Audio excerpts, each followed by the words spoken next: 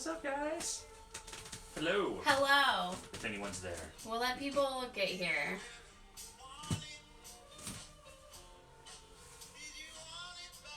Hello. Hold on, I have to break into your phone. Oh, breaking into my phone. Hi, guys. What's up? Hi. Hello, everyone. We'll be getting started shortly. Thank you so much for joining us today. I hope our internet connection is good. We turned everything off. It kind of feels like we're at an event. Yeah. Except I'm not wearing shoes. Me either. This is the first time I think I've ever done a bartending event without shoes on. Same. I'm cool. We'll let everyone get here. And we're really excited to do this little takeover. Yeah. This little at-home event. So why we're here is our Mesa Brewfest event got canceled. But we had all the supplies, so we thought it'd be really fun to hop on here and make Matt teach you guys how to make cocktails. Mm-hmm. So we have 3 on the menu, a couple of cool things. AZ Distilling, we always partner with them for the Mesa Brewfest, and they're doing curbside pickup with spirits and mixers, so if you ever need it, some supplies, you can go there directly and get some mixers and booze, so you can recreate these at home.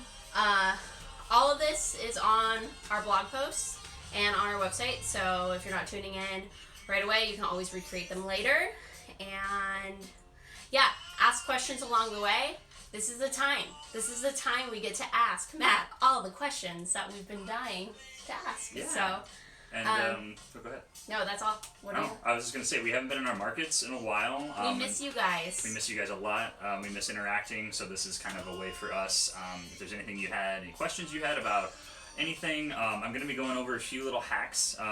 Through the years, I have had people ask me lots of questions about how to do some bartending at home, and sort of not using tools, not spending all the money on shakers and jiggers and bar spoons and all that good stuff, and I'm gonna show you today how to do some of those things without, or I guess whether or not you actually need those things. I do have all those things, obviously, but not everybody does, and you don't need them to make cocktails. Chances are you have a lot of stuff in your house already. And I'm gonna sit here while he does it. And she's gonna sit there and help me, because I'm gonna forget something down the road.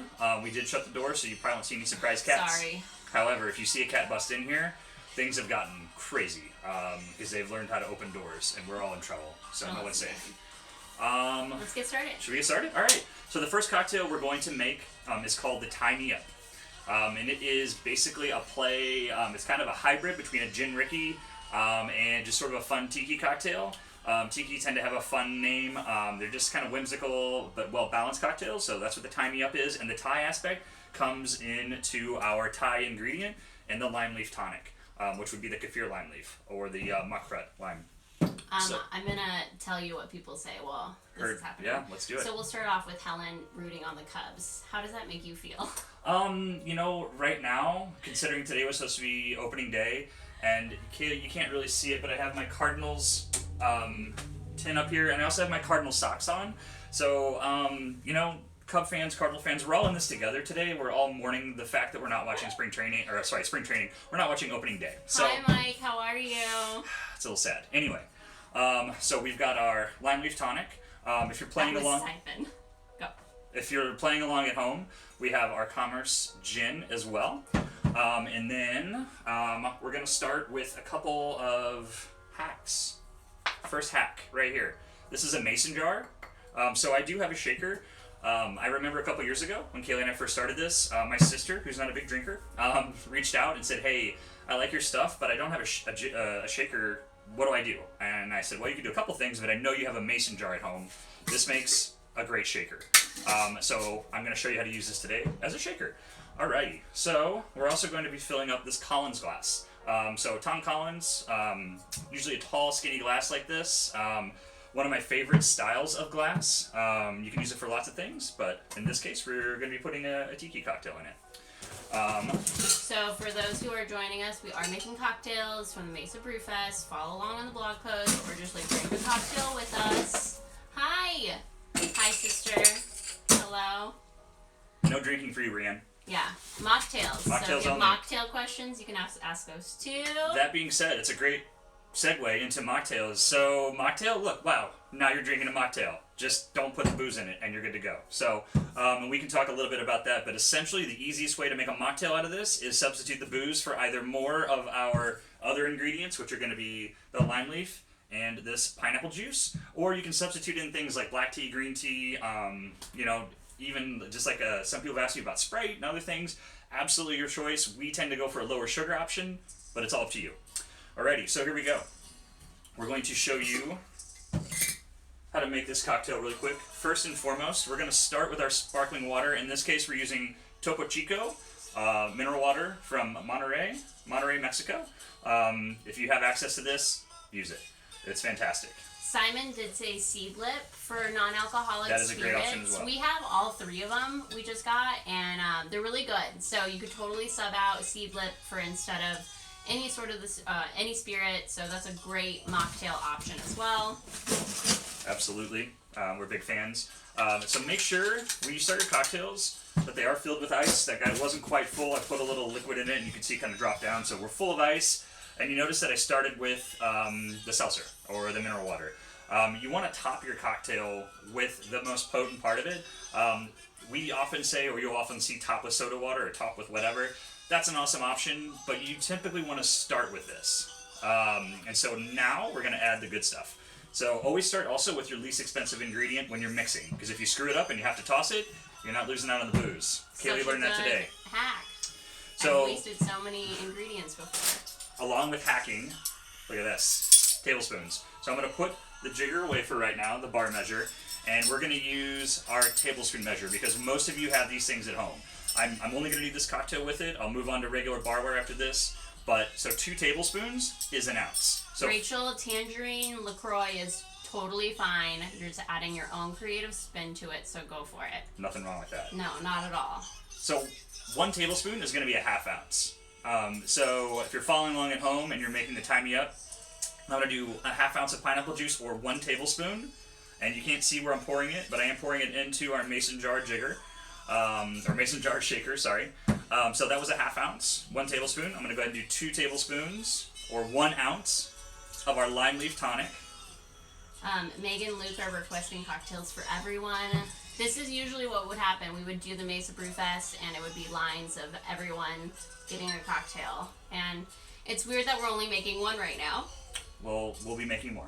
Okay. And then the Commerce Gin. So we're going to do 2 ounces of this, or, you guessed it, 4 tablespoons. And something I'm doing right here, this is a different technique as far as how I'm making this cocktail. I'm going to be doing what's known as a dry shake. And what that means is I'm not going to add ice to this. So there's a million ways to do this. For me, this is how I like to do it. And at home, this could be a good option for you as well. So you've got your cup, you've got your ice, you've got your mineral water, your seltzer water, whatever. It's all ready to go. I'm dry shaking the ingredients. I'm not adding any ice to this. All I need to do is incorporate this. I need to shake this up so everybody gets to know each other a little bit. This is the party place. It's all going to go in there. You don't need to water this down any more than it already will be, and you don't necessarily need to chill it because that's going to be cold. Trust me. So I'm just giving this a quick shake. Just screw the lid on. It's all good. Just give it a quick shake. Everybody's getting to know each other. It's also that pineapple juice and that tonic. There's lots of proteins in there. You can see that froth. It's going to get a nice frothy top. Mark said it was secret shaker time. So. Secret shaker time. And then, boom. See that nice froth on top? And you can see, maybe, probably not, but this right here is all one color now. So that cocktail that I just put in there has a nice heavy viscosity between the alcohol, the mixer, and then the pineapple juice. It's nice and heavy. It's going to pull itself down into the seltzer, so don't worry about it. Your cocktail is now basically mixed. Do you always have to use a mason jar of that size? No. This mason jar happens to be what I have, and I love it because of the shape. It's a nice, cool mason jar. Basically, Hi, Sam. As long as you have a mason jar that fits whatever liquid volume you need, you're good to go. Most important, you need a lid. Other than that, you're pretty much set. Hi, AZ Distilling. Thanks for hashtag sponsoring us today with your spirits. We appreciate it. Again, a reminder, they're doing curbside pickup from 11 to 8 every day with booze and mixers. So So hi, Haley. the next thing we're doing is we're adding garnish. And something I learned early on in my bartending career is garnish is fun. It needs to be functional. So if it doesn't do anything for the cocktail, leave it off. Even if it's just fun though, that does something for the cocktail. But if it's not doing anything, it's not improving your cocktail, it doesn't need to be there. So the first thing we're going to do is add some mint. Nice fresh mint. We've actually had this in our fridge for about 10 days because we stored it properly. And we were going to get it for the Mesa Brew Fest, and then it got canceled. So we're here now. So your mint. First of all, I store it upside down in water for service, meaning if I was having people over, wish you were all here, I would have this like this on my counter. I store it flat with a little bit of basically a wet paper towel and a plastic bag that's open, so it's not necessarily sealed. But for service, upside down in water will keep it nice and fresh. Again, 10-day-old mint. Look at that. Yes. I'm just laughing. Oh, okay, you're laughing at me. All right, so showing off that mint. That mint, it's pretty. Look now at that. Now he's gonna beat it up. Now I'm gonna beat it up a little bit. So we're gonna wake up the mint. And we're going to slap it on the glass a little bit like this. So we're releasing the essential oils. That's what you want out of mint and herbs. You want the essential oils. The mint didn't do anything wrong. If you ever see somebody making a mojito and they're punishing the mint, they have their own issues to deal with. It's not the mint's fault. The mint didn't do anything wrong. So we're just waking it up. We're getting all the essential oils into the glass. We're going to garnish it so it's nice and pretty. We woke it all up. You can smell it. The next thing we're going to do, again, this is kind of the tiki nod, and this is our friends at AZ Bitter Lab, or Bitters Lab. This is their Mikasa bitters. It's their house, or their, basically their aromatic bitters. Big fans, and this stuff is amazing. And again, going back to the aromatics, you've got the mint right on top. This little guy, we're adding about 5 or 6 drops right on top. I'm pretty sure we said 2 drops in the recipe on the blog post, but do your thing. If you want 5 more. or 6, and these are cocktails. At the end of the day, they're cocktails. Have fun with it. Speaking of bitters, we had a great question from one of our regulars, Bonnie, from the Uptown Farmers Market. Bonnie, we miss you. But she asked other really great ways to incorporate bitters into cocktails. Other ways? Yeah. So, I mean, bitters are... Think of them as salt and pepper. Thank you, Bill and Lil, for that one. But think of them as salt and pepper for your cocktail. So just like you would, like you're making a salad or even like cooking up an egg or whatever, you eat it, it's kind of bland without salt and pepper. That's what your bitters are. You can also think of them a little bit like salad dressing. So you have the exact same ingredients and you put an Italian vinaigrette on it, tastes one way. You put like a ranch on it, tastes completely different. Think of that for your bitters. So other ways to incorporate it is kind of think about what you want out of your cocktail, or take your favorite cocktail and just play around with it and add a different bitters to it, and it's going to be a different cocktail. The bases are all going to be the same, but the nuance will be different. We have Rachel watching, and she got her whole bar stocked for Rachel, this, and she is saying that this shit is fresh, which we love to hear. Yes. For those who are joining in, we're just making some cocktails from the Mesa Brew Fest, so you can follow along if you want. If not, I hope you have a cocktail in hand for happy hour and you're drinking with us. So. And feel free to ask questions, please. That's what I'm also here for. So just to recap really quick, this cocktail that we just made. So the base is our Topo Chico. We added a little bit of pineapple juice. No one asked, but just throwing it out there, Dole pineapple juice is 100% juice. You can juice this stuff if you want. You're not going to get a much better product than what you're getting from Dole. I don't know how they are as a business. I apologize, but Dole pineapple juice is 100% pineapple juice. You can get that. You can get a different brand, whatever you want to do. But unless you really want to juice that stuff yourself, just buy it. And then we've got the Lime Leaf Tonic, Commerce City Gin, a little bit of mint. Cocktail Maven, hi Lisa, said we got Commerce Gin on the bar. Of course we do.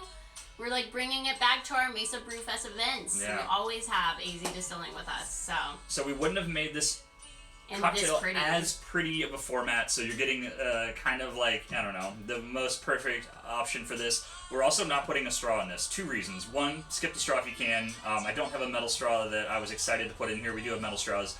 The biggest reason though, honestly, aside from skip the straw, is when you drink this cocktail and you have the mint right on top and you've got the bitters right on top and all those aromatics, you're right in there. And you're getting everything, the whole reason this is there. And this is my for turn. her. This is my job. So that was the Tie Me Up. Oh, that's so good. That is the Tie Me Up cocktail. So I love the bitters on top too because you get just that really fresh cinnamon and cardamom right away. Yeah.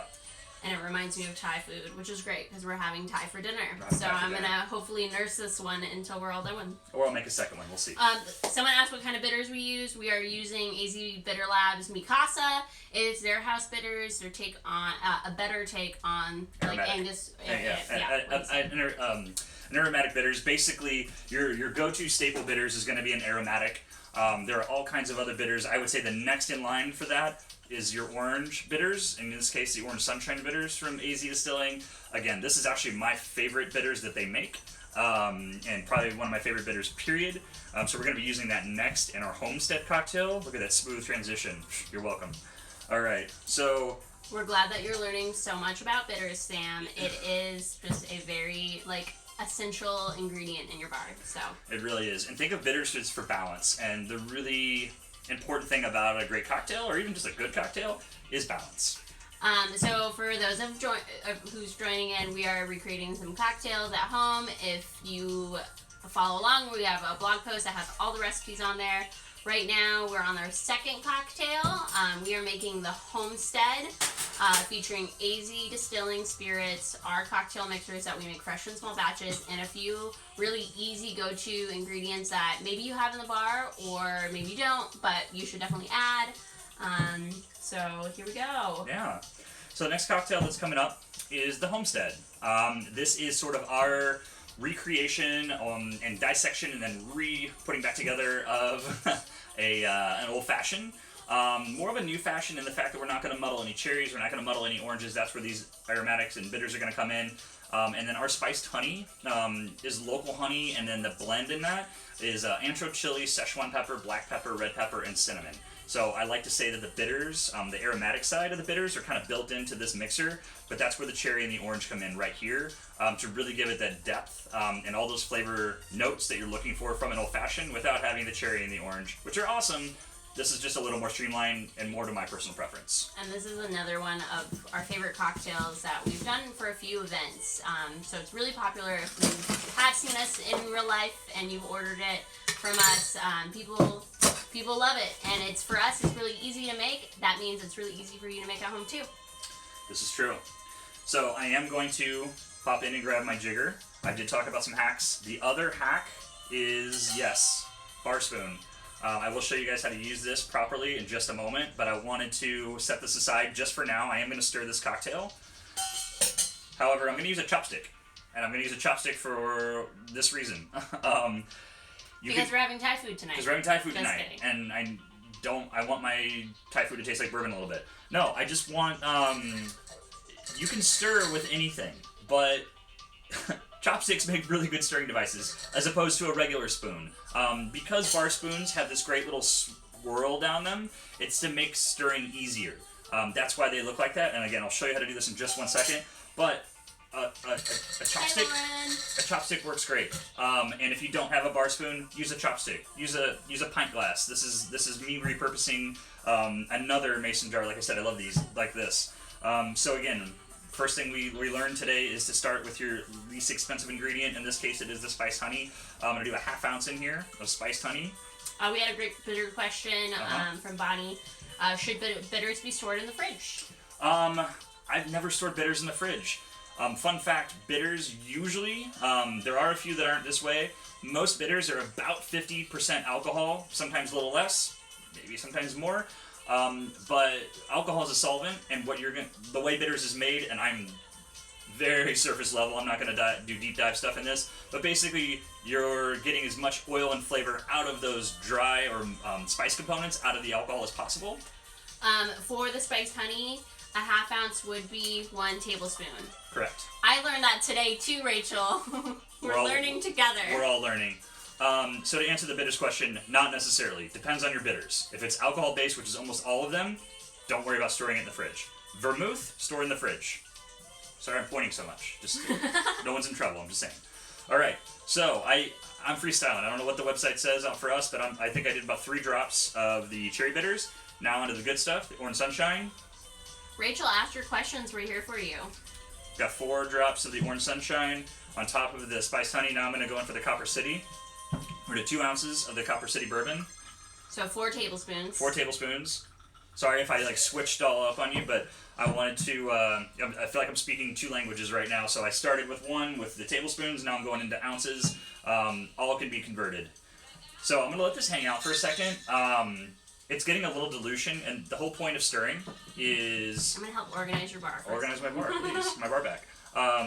So we have dilution, and we're chilling that cocktail right now. Dilution, just adding water to it. Oxygen is going to open up everything from the water. Just like red wine, you let it sit out if it's been like aged for a long time or it's been undercorked for a while. Letting it age, letting it breathe, you're going to get more flavor complexity. Same with the water. That's going to happen right here. Also, I'm grabbing, and I'm not serving this to anybody here other than myself, so I'm going to touch this with my bare hand. But this is just a little ice cube. Going to drop that in there. So, we I don't know where it came from, but I call them super cubes, and I think we stole that from Windsor. But any sort of big ice cube that you can make ahead of time, or if you have like any 1x1 cubes would work too. There's a whole art of artisan ice, but if it keeps your cocktail cold and makes it look pretty, that's what I go with. Aside from looking pretty, this ice cube is going to melt slower and dilute your cocktail less. So we're getting the dilution we want right here and chilling it just a tad. But this little guy, this ice cube in here, is going to keep it that temperature, and then it's going to keep it from getting super diluted, so it's nice and potent, just the way we want it. And then I'm straining this with what's called a julep strainer. So we have a julep strainer, we have a hawthorn strainer. Hawthorn was a person's name. Not important. Julep has... I mean, he was pretty important for getting something named after him. It's true. Anyway, all the little holes in there are perforated. Basically, this just keeps ice from going through. This will catch a little more. All of these can be hacked as well. So that is our finished product, the Homestead. So, I said earlier, well, first of all, let's revisit this really quick. So we've got our orange bitters, our orange sunshine, our cherry bitters, spiced honey, and Copper City bourbon. So this is our Homestead, basically our take on an old fashioned. I did say I was going to show you how to use this bad boy really quick. I just wanted to make sure that I stirred this without using it to show you that it is possible. And my go-to for not using a bar spoon is a chopstick. I'm going to drop that out of the way. So first of all, bar spoon. This guy was about $2, maybe $3. So you don't need to spend a lot of money on barware. Definitely, if you can see this, it's what's known as a weighted spoon. This will help with stirring. This is not a muddler. This is not anything other than a weight to help you stir. Anybody says any otherwise is fine. You can muddle that if you want to. It's not what it's there for. So when you're holding your bar spoon, you want to hold it between your ring finger and your middle finger. So if you can spock it out, Vulcan, there you go. You're going to hold it that way. And then the back of your spoon, the back of the round part, you want to be pressed against the side of the glass. You can see this really quick. With the ice. So the ice is in the middle, the spoon is on the outside, and just give it a stir. And the spoon will do the work, and you'll feel it. And once you start to feel it, you can go faster and faster. This is a pretty tall glass for as short as the spoon is. And you may have seen these really long, like, in your mind, like, oh, this is a obnoxious spoon. Like, who are you? Well, typically those are taller glasses, and you're making maybe, like, this glass with a taller spoon, I could make probably 4 or 5 cocktails in. And that's where, like, a slow cocktail becomes speedy when you can make many of them. So something like this, you're hosting, and you're like, oh, man, 6 of you want old fashions? Wait right there, I got you. And that's where this would come in, and you might want a longer spoon. Yes. But, yeah, so if you guys have any other questions about stirring, please reach out. But it's intimidating if you don't know what you're doing. As soon as you have someone to explain it, I feel like it's fairly simple. Simon is adjusting his bar spoon, making all the adjustments he needs to properly use a bar spoon, so Perfect. That's awesome.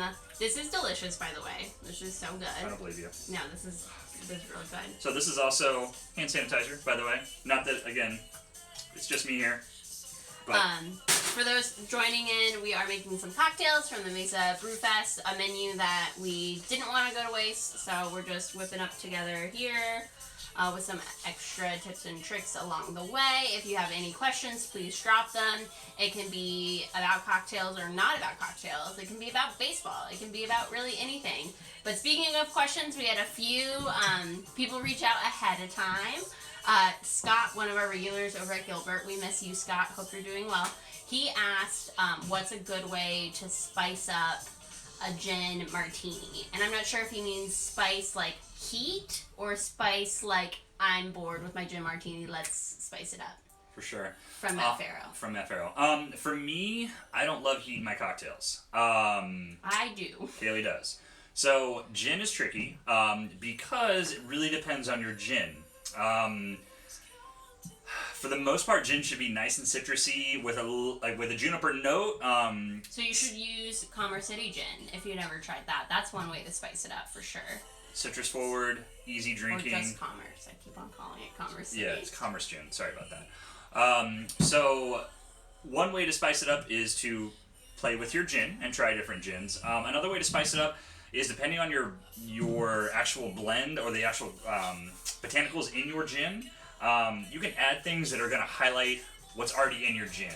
So typically you're going to find cardamom, you're always going to find juniper, there's gentium sometimes, obviously the citrus side, orris root, you can find all these things and play with them. As far as like literal heat, I would say jalapeno is probably my go-to because it's slightly green and grassy. It's not as hot as like a habanero or a serrano. If you're looking for ways to just have a fun, like different gin martini, check out a Vesper. That's going to be the addition of vodka and Lillet and like a lemon zest. Also playing around with different vermouths. A really fun one in my opinion is a Blanco. So it's in between, basically it's like a sweeter white vermouth as opposed to a sweet red vermouth. Had no idea. That's a very fun summery gin martini riff, which I think is a lot of fun. Yes. We just got another question. These are AZ Bitter Labs bitters. They are an Arizona company that we love. Bill and Lil make a great product. And that reminded me when you said the cardamom from a gin. The cardamom from the Mikasa could be really cool. Have you ever had bitters to a gin martini? For sure. Definitely go sparingly, and it's all about balance and knowing your ingredients. And then the other side of that is don't be afraid. Have fun with it. Yeah, get creative. Get creative. A great way to test bitters, and honestly anything, I didn't really talk about this. May I see your... Do you have to give up a cocktail? You do. I'll give it right back. And we're getting married, so you can taste this afterwards. Okay. So a way to taste your cocktail without like straw tasting, and this is something that we did as bartenders back when we could, is a drop in the back of my hand and taste it. This is not quarantine approved. It's not. Unless you're drinking your own cocktail at home in the comfort of your own home, then do it. You know, why not? You can do the same thing with bitters. Put a drop on the back of your hand, give it a taste. It's going to be much more intense, but learning how to taste things is very important. And earlier, speaking of tasting, Becky, she's one of our friends from Worth Takeaway. Mm-hmm. She was talking about when you're shaking a cocktail, the best way before you pour your ingredients or as you're mixing to taste it as you go. And that's a great way to figure out like what you need more of or less of before you dump it into your glass. So True. Tasting along the way is always recommended. And if you're experimenting, which we are big fans of, if you're experimenting, if you are using sort of a traditional shaker, which we're about to use right now, again, very smooth segue, I'm getting real good at this. Before you add ice to this, taste your cocktail. If you're experimenting, adding things to your cocktail, just like anything, it's like a haircut, right? You can't put it back on, so cut less and cut more as you so desire. Add more ingredients as you so desire, and then taste it along the way before you add ice to it, before you start shaking it, before you get to your finished product. If you shake it and you get ready to strain it and you taste it and you don't love it, you're basically racing the clock at that point to try to get your cocktail into your glass or whoever's glass before it gets too diluted. Also, the other side of that is you're going to have to like know that it's going to be a little watered down. So know that however potent it is or however strong it is, you're going to add a little bit of dilution to it. Cool. Hi, new friends. We're going to make another cocktail. This is the third one from our Mesa Brew Fest event that got canceled, so we're recreating them here tonight.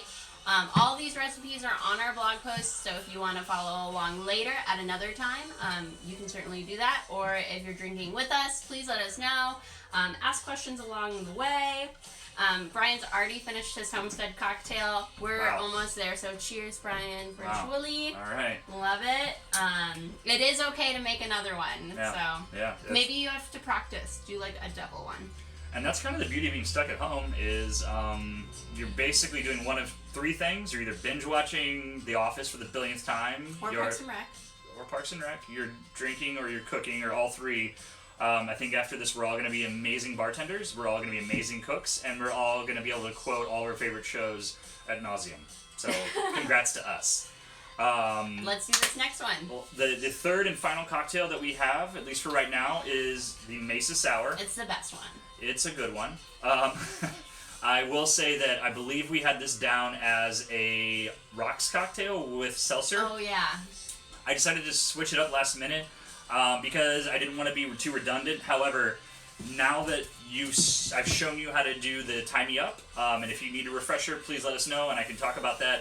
This cocktail can easily be served over ice, either just over ice or over ice with seltzer, mineral water, sparkling water, club soda, whatever you want to call it. It's all the same thing. But for this case, I decided to serve it in this really pretty coupe. And guys, it's okay to drink your cocktails out of coupes. As a bartender, and I'm not being like tipped anymore, so I can say this: guys who are afraid of drinking out of coupes, what is your deal? Oh my gosh. You just gotta say it. Anyway, so we're gonna make the Mesa Sour for the Mesa Brewfest. So again, starting off with our least expensive ingredients, we're gonna start with the Meyer Lemon Balm. And you know what? Let's go back to our tablespoons. So, for those of you who are joining in, tablespoons are a great way to measure if you don't have a jigger. And it is 2 tablespoons equals 1 ounce. I learned that today with you. We're all learning together. All right. This is a very simple cocktail. So we've got our Meyer Lemon. We're going to add our Mission Vodka. I still need this. And you can pick up Mission Vodka and Meyer Lemon Balm at AZ Distilling from 11 to 8 every day in Tempe. So if you need to stock up your bar so you can play along at another time, you can totally do that. So that was 4 tablespoons, or 2 ounces. So we're going 2 to 1. A fun fact about our bottles. You're not going to be able to see You're not gonna be able to but see you can it, trust us. But you can kind of maybe tell that side. 2 1/2, so 2 ounces of spirit, half an ounce of mixer. We're going 2 ounces of the Mission, an ounce of the Meyer. I'm going to throw some ice in here and shake it, and Kaylee's going to talk to me about something. While you do that, you can sub out vodka for gin, for tequila. You could even do whiskey. Any 2 ounces of spirit that you enjoy will taste delightful with the Meyer Lemon Balm. So, it's your cocktail. It's your party. So, go for it. Alrighty. So, I'm going to shake in a traditional shaker. This is one of our favorite, sort of flat, matte black shakers. Gonna give it a shake and just stand back. Just stand back. Just make sure you put your finger or thumb or something over the cap on here. It happens sometimes, these pop off, especially if you're not used to shaking. If you are, I'm not trying to talk down, but yeah, just throw your hand over this.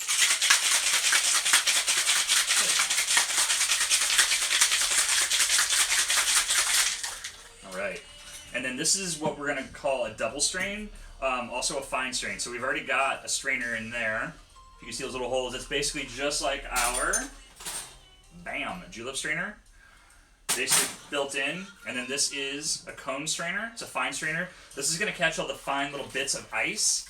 If we had muddled anything else in this, if there were herbs in here or anything like that, this would also catch that. These are really cool. Not super expensive. You can spend as much money as you want on these, but they're not super expensive, and you might already have one of these. It's like not quite this shape. It'll totally work. Friends, how are you doing if you're drinking with us? Are you on your 3rd cocktail? I'm curious. Rachel, how you doing over there with your cocktails?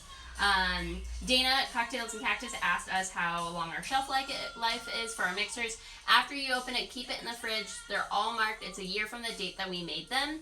And we make everything fresh in small batches every week. So when you're ordering from us or getting them at the farmers markets or from our accounts, you're getting a very fresh product. But it's about a year from the date that we made them. And they're all marked right here on the side of the bottle. Hand stamped by yours truly and friends. So the last little bit of the Mesa, second to last little bit on the Mesa Sour is I'm going to put a little drizzle of our prickly pear sour. We're really proud of the prickly pear and the Meyer Lemon, actually, all of our stuff, but tons of local prickly pear in here. There are 3 ingredients, lots and lots of prickly pear. There's no one else on the market, period. I guarantee you 100%, unless you're just buying prickly pear juice, that's 100% juice. No one else on the planet is putting as much prickly pear juice in anything they're making other than us. I'll tell you why. It's very expensive, and a drop of this will turn anything bright pink. So a drop will turn anything pink, and now you've got a prickly pear product. Not trying to downplay anybody who does this for a living, but ours has more prickly pear than yours, period. Oh, gosh. Sorry. Anyway, so I'm going to put some in. We're going to do a float. So it's about 1/4 ounce. And it's actually going to be more of a sink. So that's going to go basically right to the bottom. And you can see that beautiful color, though. And this is essentially a riff on a New York sour, which is a whiskey sour that traditionally had basically a red wine float. So we're doing the prickly pear. Okay, and then you guys. This is I'm gonna walk away. Best part of this whole thing that we're doing. This is an orange blossom mist. Matt made it for this menu, and I'm obsessed. I've been putting it on everything I've made, but it's basically 50 parts of this No, orange just one part. 1 part this Equal parts to water. 1 part water. Not 50 parts. 50-50. But yeah, and you just put it in this little spray bottle, and I've been drinking it with Meyer lemon and just sparkling water almost every day. I'm fully obsessed with it, but it's just like a great little garnish without having to do a lot of work. So we're just gonna do 2 sprays here. I'm gonna do a 3rd because I'm obsessed. And the cool thing with this, so we have a few bottles left over. I guess not left over. We have a Allocated. few bottles that we were gonna make for these events, but now we can't do these events. So if you'd like, when you place an order on our website and type in, "Oh my gosh, I'm also obsessed with this orange blossom spray," we'll throw in a little bottle for you. You don't have to type that much. You can just put orange blossom. So yeah, it's about 2-ounce bottles. Oh, it's so good. I'm obsessed. So if you have any questions, Oh my god. Spread it out. spread it out. We have 12 of these, by the way. So Yeah. the first 12 people to put Orange Blossom in the notes will get these. And we are going to fill these. They're not just going to be empty bottles. So you will get our blend of this stuff. Basically, again, 50-50. This water, this by itself is way too much, especially the way that we spray it on with this. So you get the atomizer 2-ounce bottle with your orange mist. It's filling the whole room right now. So good. Like, if you walked outside like 2 days ago in Arizona and you had a citrus tree near your house at all, that smell that you're like, oh my god, I love Arizona, that's what this is, and the whole room smells like it right now. It's so good. And so that is the Mesa Sour. I'm going to hold it up and try not to spill it. So really pretty. The Meyer lemon is amazing. The lemon balm gives it a great sort of earthy, minty flavor. The mint is very subtle. The earthiness is just really nice and robust. The prickly pear sour has a really amazing sort of raspberry blood orange flavor, and plays really well with the Mission vodka. So that's a fun little cocktail. And those are the 3 cocktails that unfortunately we were not able to make for you, but we are very grateful that we got to make them with you. Hi Vince, my stepbrother's here. Oh, hey Vince. What's up, buddy? If you guys have any other questions, this is the time to ask us. We would love to know what you guys are up to, what you're drinking. Another question we got is, what's your favorite cocktail to drink after a long day? My favorite cocktail to drink after a long day. Well, fun fact. Orange Blossom Mist? Orange Blossom Mist, just straight up. I actually sprayed into my eyes. So, fun fact, one of the reasons that we started this company and one of the reasons that we have the simple ratio and the simple method that we do on our bottles is because of this young lady. And after my long days of working doubles, like 15-hour bartending shifts, and coming home, and Kaylee would be like, make me a cocktail. And I'm like, I am exhausted, and I don't want to make any more drinks. I'm so sorry, but I love you. I started making syrups and leaving them in the fridge. And part of that turned into the simple ratio of how to use those. So, honestly, after a long day, I would be having something similar to the Homestead. So, 2 ounces of alcohol, a little bit of one of our mixers, drop or 2 of bitters, call it a day. I love simplicity, but I also crave sort of being wowed, so this would be my go-to.